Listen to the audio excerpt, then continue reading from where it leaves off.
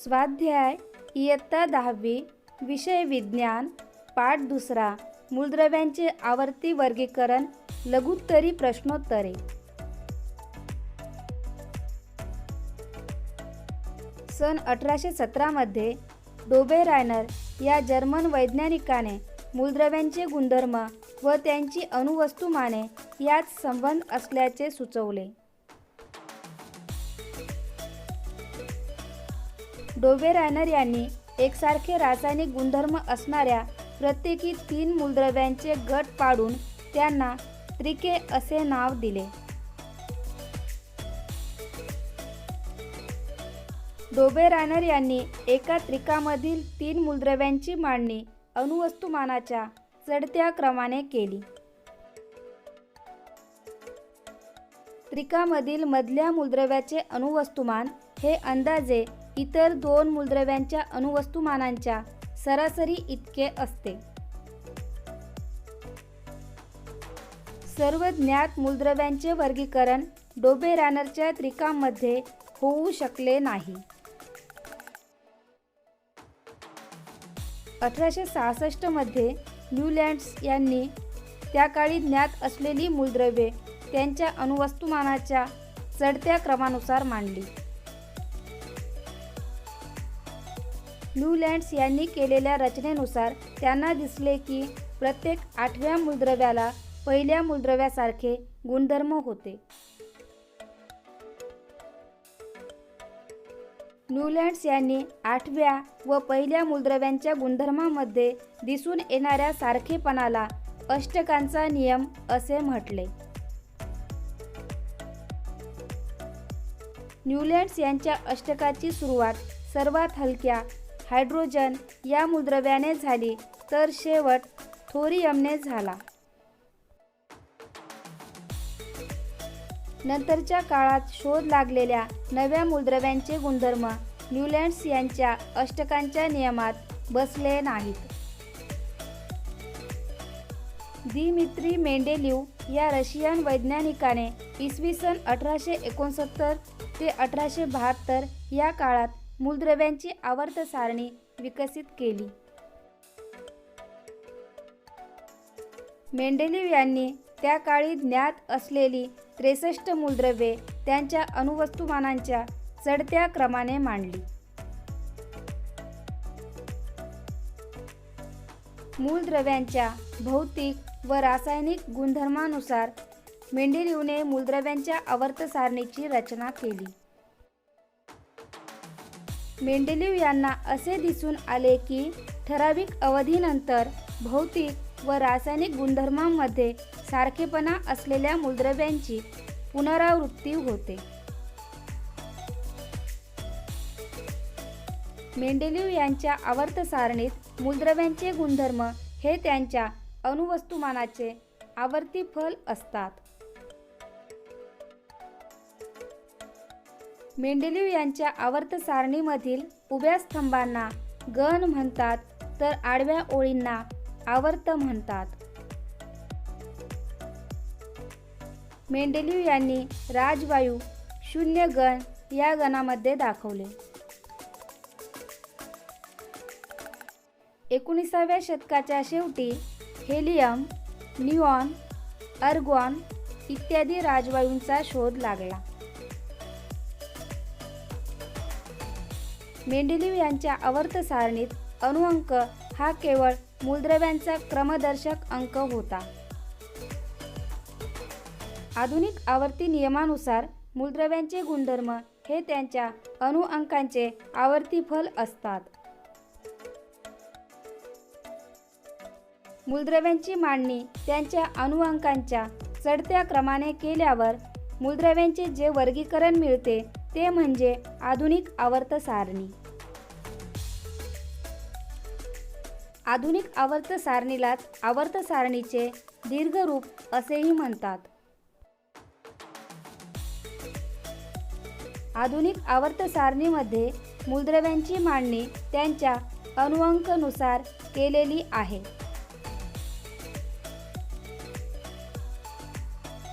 हायड्रोजनच्या स्थानाविषयीचा संदेह आधुनिक आवर्त सारणीमध्ये सुद्धा दूर होत नाही. अणुअंकामधील इलेक्ट्रॉनांची एकूण संख्या ही अणुअंका इतकीच असते. आधुनिक आवर्त सारणीमध्ये 7 आडव्या ओळी आहेत, त्या म्हणजेच 1 ते 7 आवर्त. आधुनिक आवर्त सारणीतील 18 उभे स्तंभ म्हणजेच 1 ते 18 गण.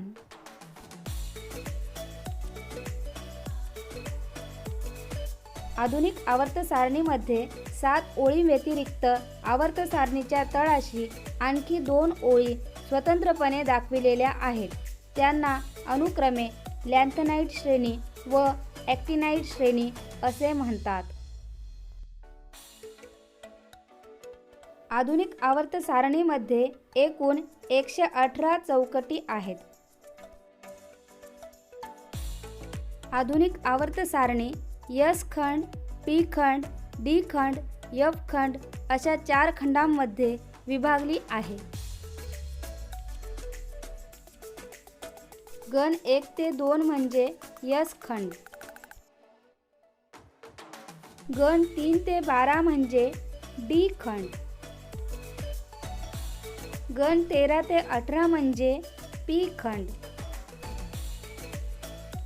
तळाच्या लॅन्थनाइड आणि ॲक्टिनाइड श्रेणी म्हणजे F खंड. D खंडातील मूलद्रव्यांना संक्रमक मूलद्रव्ये म्हणतात. नागमोडी रेषेच्या साहाय्याने मूलद्रव्यांचे पारंपरिक 3 प्रकार आधुनिक आवर्त सारणीमध्ये दाखविता येतात. नागमोडी रेषेच्या किनारीने धातू सदृश मूलद्रव्ये आहेत. नागमोडी रेषेच्या डाव्या बाजूला सर्व धातू आहेत. नागमोडी रेषेच्या उजव्या बाजूला सर्व अधातू आहेत. मूलद्रव्य आधुनिक आवर्त सारणीच्या कोणत्या गणात व आवर्तामध्ये ठेवायचे हे त्याच्या इलेक्ट्रॉन स्वरूपणावरून ठरते. आधुनिक आवर्त सारणीमध्ये एखाद्या विशिष्ट गणातील सर्व मूलद्रव्यांच्या विविध गुणधर्मांमध्ये साधर्म्य व प्रवणता असते. आधुनिक आवर्त सारणीमध्ये आवर्तामध्ये एका टोकाकडून दुसऱ्या टोकाकडे जाताना मूलद्रव्यांचे गुणधर्म क्रमाक्रमाने थोडे थोडे बदलत जातात. गण 1 हा अल्क धातूंचा पूल आहे. गण 2 हा अल्कधर्मी मृदा धातूंचा पूल आहे. गण 17 हा हॅलोजन पूल आहे. बाह्यतम कवचाचे इलेक्ट्रॉन स्वरूपन हे आधुनिक आवर्त सारणीतील त्या त्या गणांचे वैशिष्ट्य आहे. आधुनिक आवर्त सारणीत आपण एखाद्या गणात वरून खाली जातो तशी कवचांची संख्या वाढत जाते. अणुअंक 92 असलेल्या युरेनियम ह्या मूलद्रव्यानंतरची सर्व मूलद्रव्ये 93 ते 118 ही मानवनिर्मित आहेत. आधुनिक आवर्त सारणीत मूलद्रव्ये त्यांच्या चढत्या अनुक्रमांप्रमाणे मांडली आहेत. ज्या मूलद्रव्यामधील इलेक्ट्रॉन असलेल्या कवचांची संख्या एकसारखी असते ती मूलद्रव्ये एकाच आवर्तात असतात. मूलद्रव्याची रासायनिक अभिक्रियाशीलता ही त्याच्या संयुजा इलेक्ट्रॉनांची संख्या व संयुजा कवच कोणते आहे यावरून ठरते. आधुनिक आवर्त सारणीच्या एखाद्या आवर्तातील किंवा एखाद्या गणातील मूलद्रव्यांच्या गुणधर्मांची तुलना केली असता त्यांच्यात होणाऱ्या बदलामध्ये काही नियमितता दिसून येते. यालाच आधुनिक आवर्त सारणीतील आवर्ती कल म्हणतात.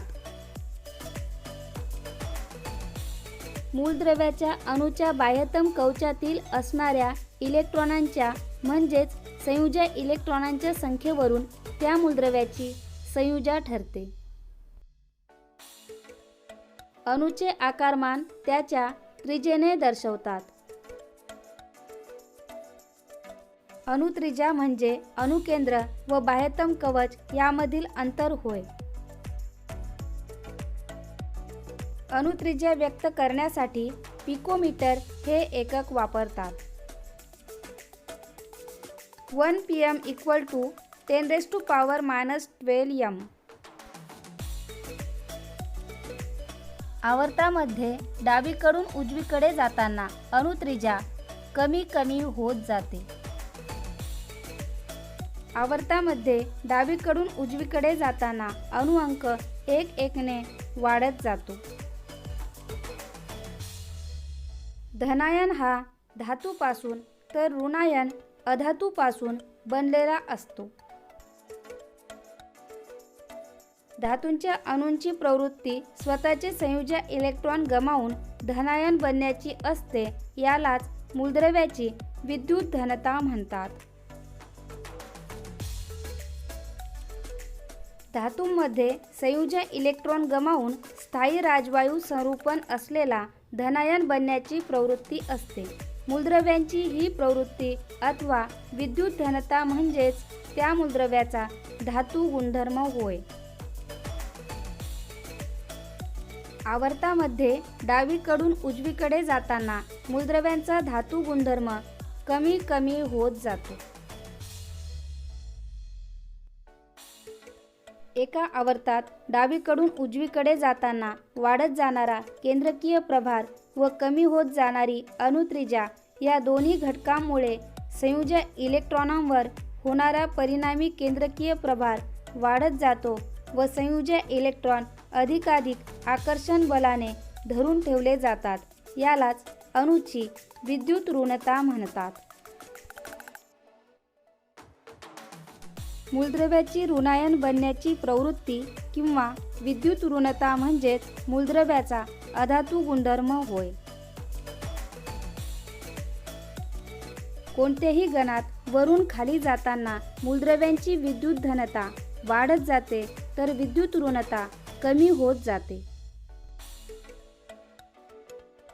कोणत्याही आवर्तात डावीकडून उजवीकडे जाताना मूलद्रव्यांची विद्युत ऋणता वाढत जाते व विद्युत धनता कमी होत जाते. मूलद्रव्याची विद्युत धनता किंवा विद्युत ऋणता जेवढी जास्त तेवढी त्याची अभिक्रियाशीलता जास्त.